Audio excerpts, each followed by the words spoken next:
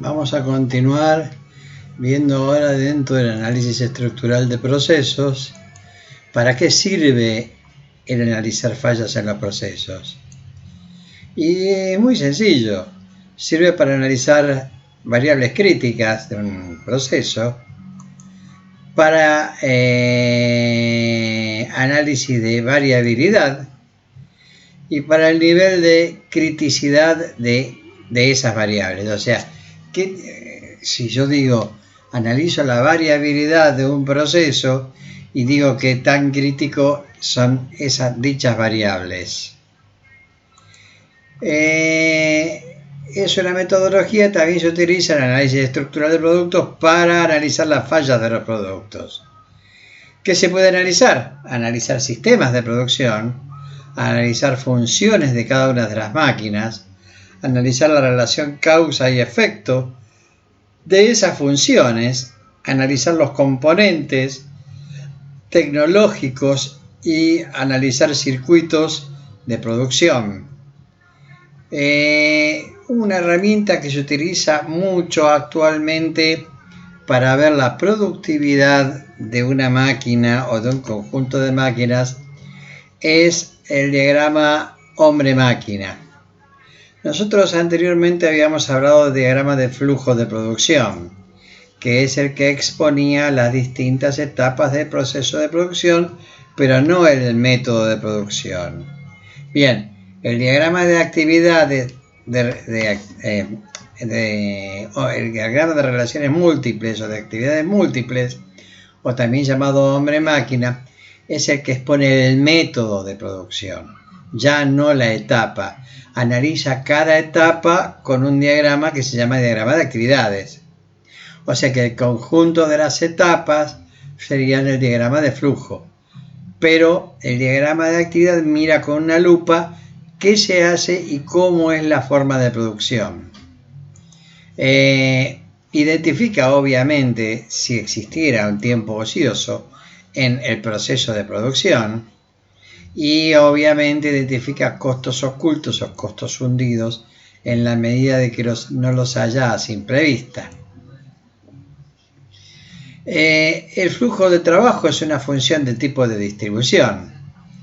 En los sistemas intermitentes de producción, los esfuerzos se ponen en las capacidades individuales y en el balance del operador y de la máquina.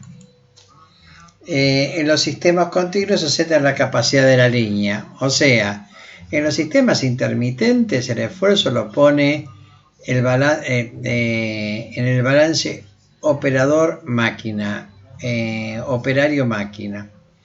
En los sistemas continuos se centran en la capacidad de la línea y el balanceo de la línea de producción, que ya vamos a ver más adelante.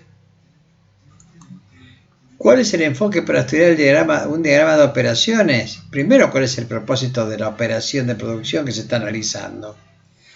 ¿Cuál es el diseño de la pieza? ¿Qué materiales se utilizan? ¿Cuál es el proceso de fabricación? ¿Qué tolerancias y especificaciones se necesitan? ¿Y qué herramental se utiliza para producir esa pieza determinada? ¿Y cuáles son las condiciones de trabajo que tiene un operador? Como también el manejo de materiales o el material handling, que también se utiliza.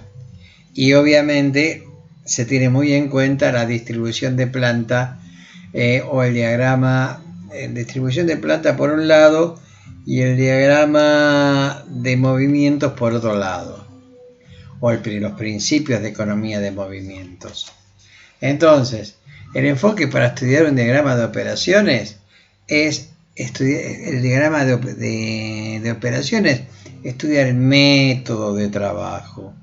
Y el método de trabajo que analiza el propósito de cada operación de producción, cuál es el diseño de la pieza, los materiales relacionados a esa pieza, la facilidad o no en la utilización de los mismos, cuál es el proceso de fabricación, si es factible mejorarlo o no, cuáles son las especificaciones y tolerancias, si el material o el herramental que se debe utilizar está preparado o no, cuál es el setup setup es parada de línea, para poder preparar ese material, en qué condiciones de trabajo